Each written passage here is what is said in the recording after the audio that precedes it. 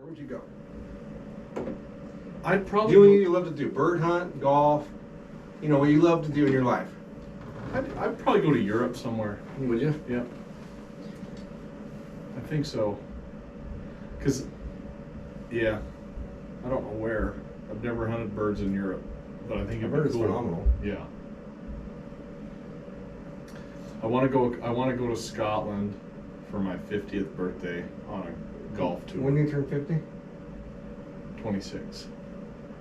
Oh shit, that's a long time. I'll be 47. Lucky bastard. I'll be 47 in 2 weeks. Awesome. Yeah, I'd like to play the old course. I'd like to Right. stay in a castle. Just I've heard castles there. You can buy castles that aren't that much money. right. I know. Yeah. And Like- you can sell his house, go buy a castle. Yeah, it's less money to live in Seriously. at the Powderhorn. Yeah, exactly. And the money you get for the house you live in right now, you can go buy a flipping castle somewhere. In Europe. I need hunting and fishing and guns and Mm-hmm. you know what I mean. Mm-hmm. I don't know where I'd go. I just don't know where I'd go. Yeah, I mean that stuff outside of the U.S. It'd be tough to find a spot. Mexico might be it. Yeah. Leo's been down A lot there of for golfing, a lot of bird hunting. Yeah. I mean, Great really. hunting. Yeah, great hunting. A lot of great golf courses. Yeah. I mean, like world class golf courses. Mm-hmm. If it was a safer place to live, you went to worry about things down there, it'd be phenomenal. Yeah. A lot of different climates, you know, maybe Mexico. Mhm. What about corner crossing? Mm.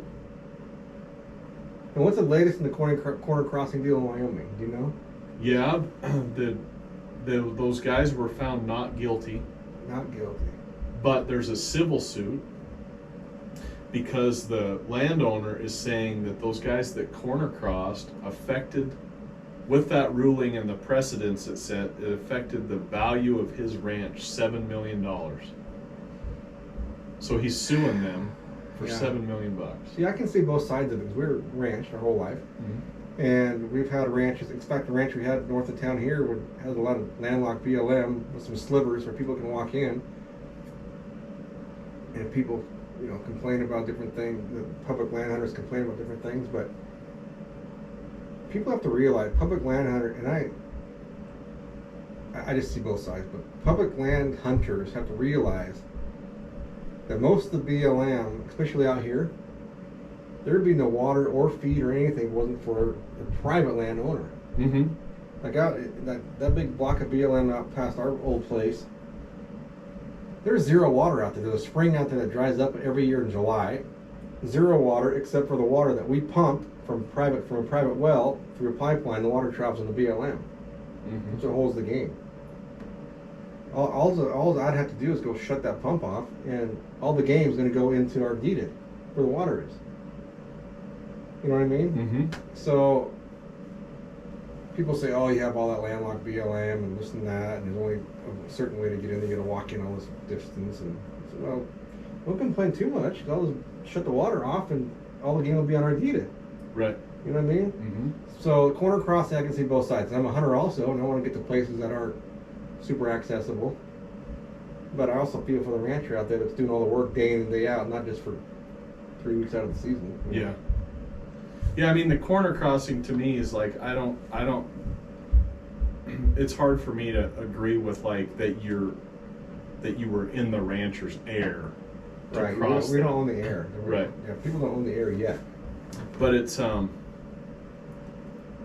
kind of a step in the direction of pretty soon it's not gonna be corner crossing, it's gonna be leaning on the top wire of the fence Oh, to get 100%. over, and it's like so Yep, 100%. it's not. I don't think it's the corner.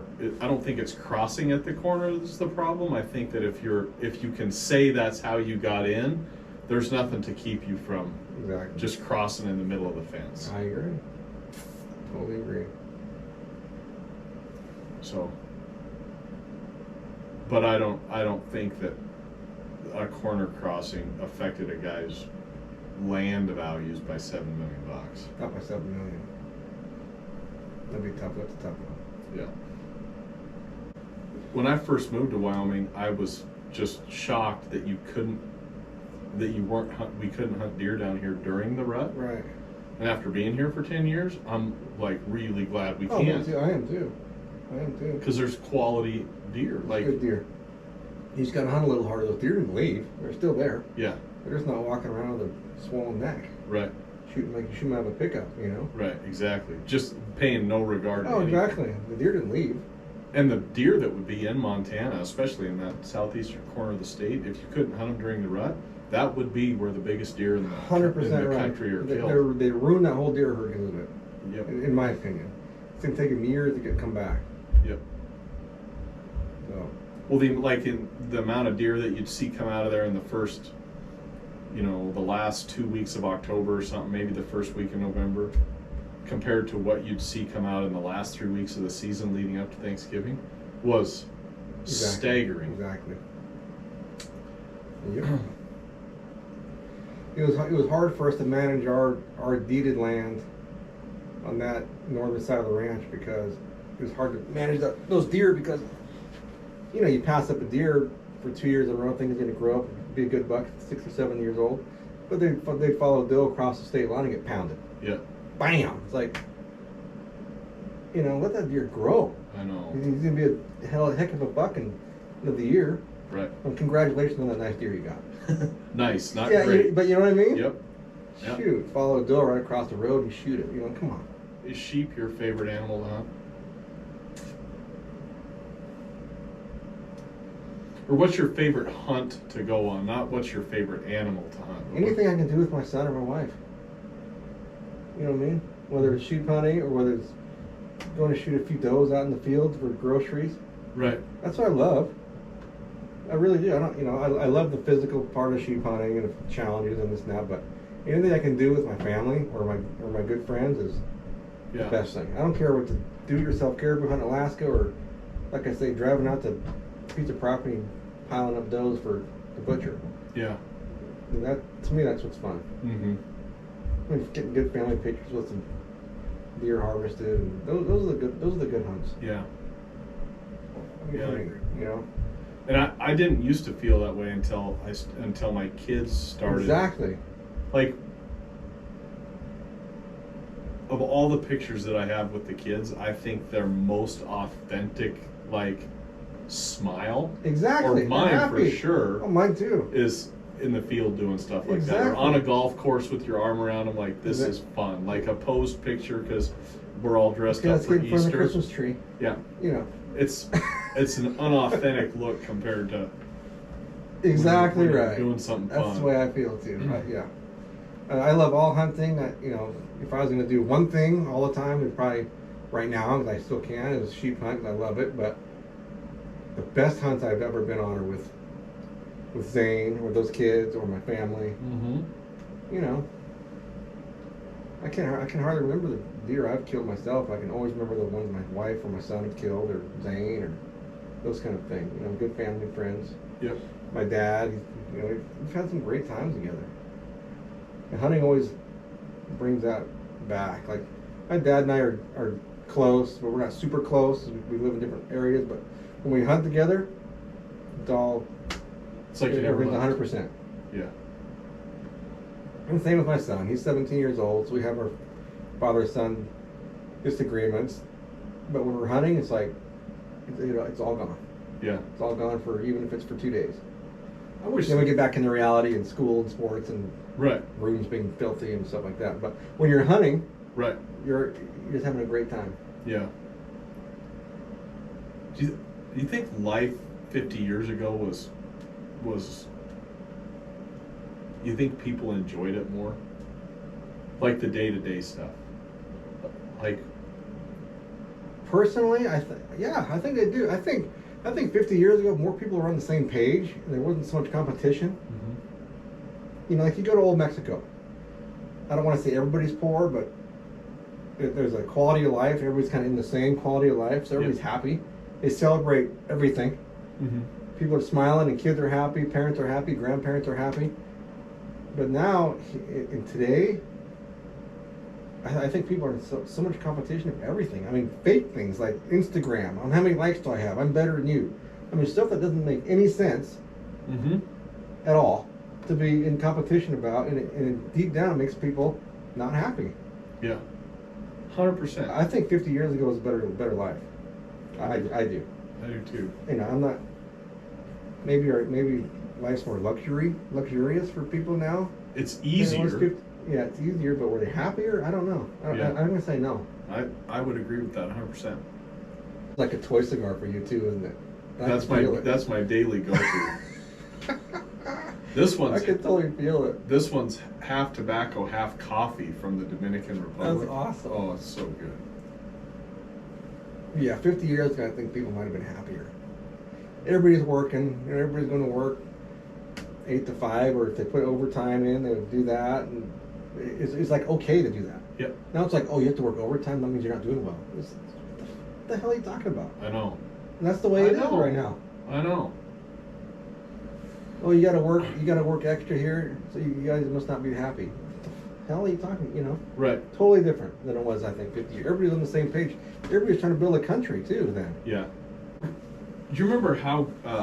I think the best day that I can remember, or the best time that I can remember as an adult, was September 12th and 13th of 01. There wasn't Democrats, there wasn't Republicans, You there know what? wasn't That's true. Mormons, there wasn't Christians, there was Americans, and everybody that was trying to come at us, but it was like it was just a time where it's like, you know, like on social media on September 11th, everybody's like, never forget, never forget, never forget. Well, everybody's forgot about September 12th, exactly. about how we acted. It was probably the same feeling everybody had after Pearl Harbor. Probably. You know, everybody's on the same team. Yep. Let's go take care of it. And how far we've gone since then. It's like, it's just... Oh, I went to the Masters in April. yeah, that's cool. And, You sent pictures. That's pretty cool. Oh, it was the best time. But it restored my faith in humanity, honestly. Because there's 50,000 people there with a strict set of rules. And if you don't act a certain way, you're gone. And they meant it. And you see people get kicked out. Do you really? And everybody there is like super kind, super courteous. You set your chair down at 8 in the morning. If you come back at 4, a high likelihood nobody has sat in that chair. And if somebody's sitting in there, you can say, "Hey, bud, you're in my chair." Yeah, thanks for keeping it warm. No problem. They step up, they get out of the way. Nobody That's runs. Nobody so, cusses. I was like, you know what? If we have to be decent, we can. Exactly. We're standing in line Thursday morning, and it's early, and so there's everybody that's getting to the Masters. They're filing by us to get to the back of the line. Mm-hmm. And a guy cuts in front of us, and a guy from Boston that's in front of us goes, "What the fuck are you doing? Like, my kindergartner knows not to cut in line. What are you doing?" Right. And the guy turns around and goes, "Fucking chill out. We're all going to the same spot." That was the extent of it. Now, 2 months before that, if that would have happened at the Phoenix Open, there would have been a fight. Like it would have happened right there in that line. Well, these 2 security guards walk up, and they walk up to the one guy, and he's like, "Did you just cut in line?" And he's like, "Yeah." I'll go to the back of the line, and they're like, "No, don't worry about it." Took his badge. "You're out of here." Are you serious? Looked at the Just guy. like that? Just like that. Looked at the guy next to him and goes, "And you said fuck, didn't you?" And the guy's like, "Yeah." And he's like, "You're gone too." They've waited probably their whole life to get badges to go into the Masters, and that interaction in line, done. Gone. What a great lesson. Oh, and everybody's like, okay, like, we get it. If you yell something at the Masters, they kick you out. If you're like, "You the man," or "Get in the hole," you're gone. You can applaud the golf, but if you yell anything to draw attention to yourself, I don't know how many undercover people are in plain clothes, you know, but they'll just walk up and they'll like show you the credentials, and they're like, "You need to leave," and they'll escort them out. That's pretty cool. If you run, Is there any place else you can go to like that? I don't think there's any other event. I don't think so. If there is, I want to go to it 365 days a year. Exactly, I'd move there. Oh, I would too.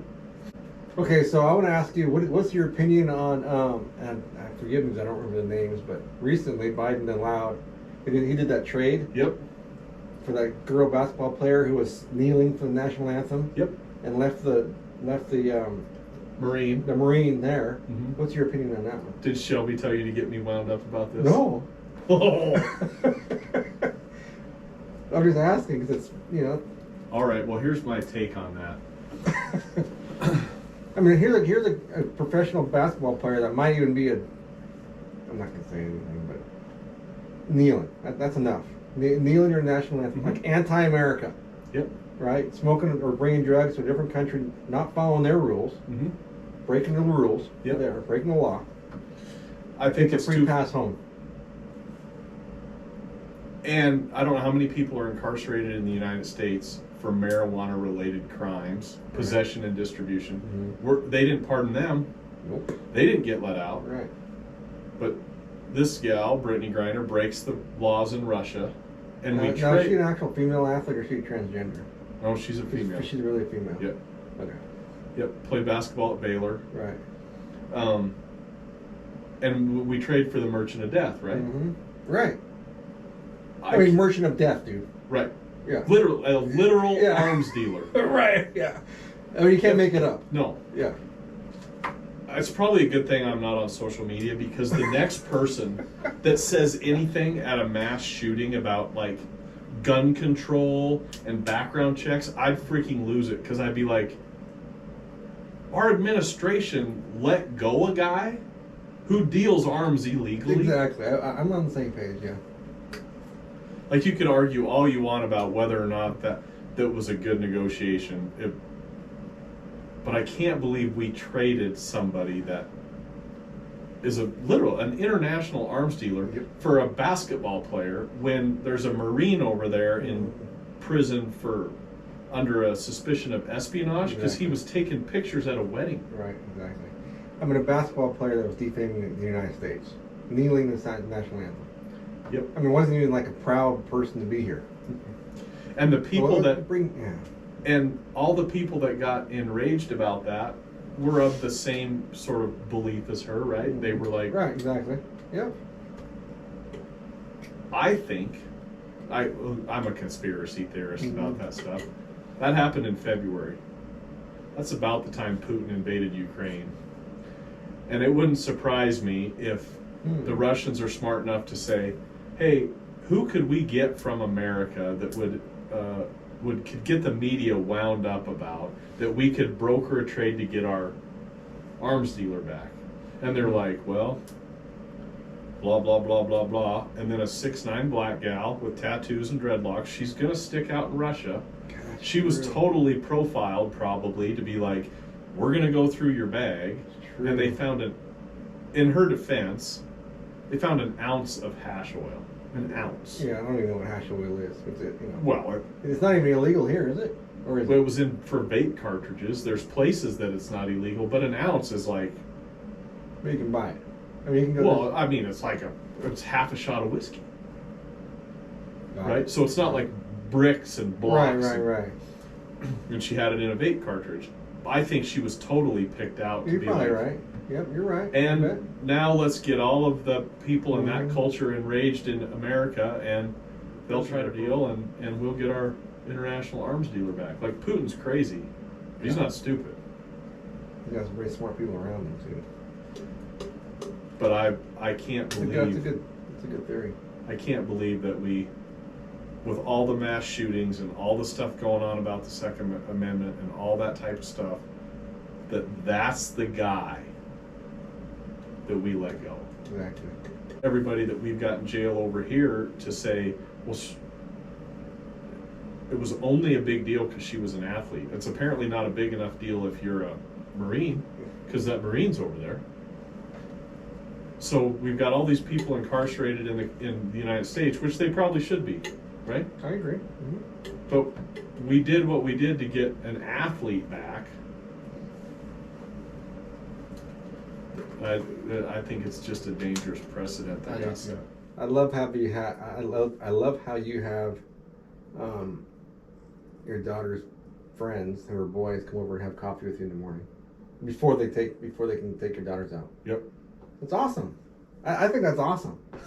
I really do. It's like super old school. That's the coolest. Yep. Yeah, they got to call me and ask permission to date them, and then we go have coffee. talk about boundaries, expectations, all that stuff, and then. That's cool. Yep. And the number one thing is, if there's difficult conversations to have, you're going to have those in person. You're not doing it via text. You're not sending a message. That's awesome. You guys aren't getting married. Everybody knows that. Right, exactly. And your daughters have to appreciate that too, deep down, don't they? I mean, they might give you a little bit of heck over, but deep down they love that. They do. I mean, deep down. I hope. Maybe not right now, but in a few years they'll be like, God, that was so cool, Dad. Yeah, I hope. Yeah. Then what's Misty think about that? Because she's a gal. So what does she think of? She loves it. I think. Oh, good. Oh yeah. Oh good. Yeah. Because one of the things that I tell those boys is like, hey, I think it's cool that you guys are developing this friendship, right? And I understand that you're fond of her, but I love her to a depth that you're never gonna understand. Exactly. And so, let's just understand each other both right now. You're fond of her. Yeah, you like her. You like to hang out. You like to talk. And I love her so much that I would kill for her. Exactly. Yeah, you can pass away. Yeah. Right. Yeah. So, and you can pass away if you don't talk to her properly or treat her right. Yeah, that's the difference. Well, and to say like, if you want my daughter to love you, you're gonna have to do what I do. So, that's a fucking tall mountain. That's true. That's a good point. That's awesome. Yeah. When I found out we were having a girl. I was terrified. I met with a friend of mine who was a pastor, and he said, "Listen, do such a good job loving your daughter that she doesn't go looking to another man for that affection." He's like, because if you don't love her, she'll find somebody that will. And I sat there having coffee. That's strong. Was terrified by the thought of that. And I'm like, okay, well, I have my marching orders to be a girl dad now, and that is to, like, somebody else come along. They're going to have to do a better job loving her than I do. And I'm going to set the bar pretty high. That's pretty strong. It scared me that day. Yeah. Because I knew what he meant. Yeah, exactly. I mean, I had a picture in my mind of what that looked like, and it wasn't good. Of what not loving your daughter would lead to.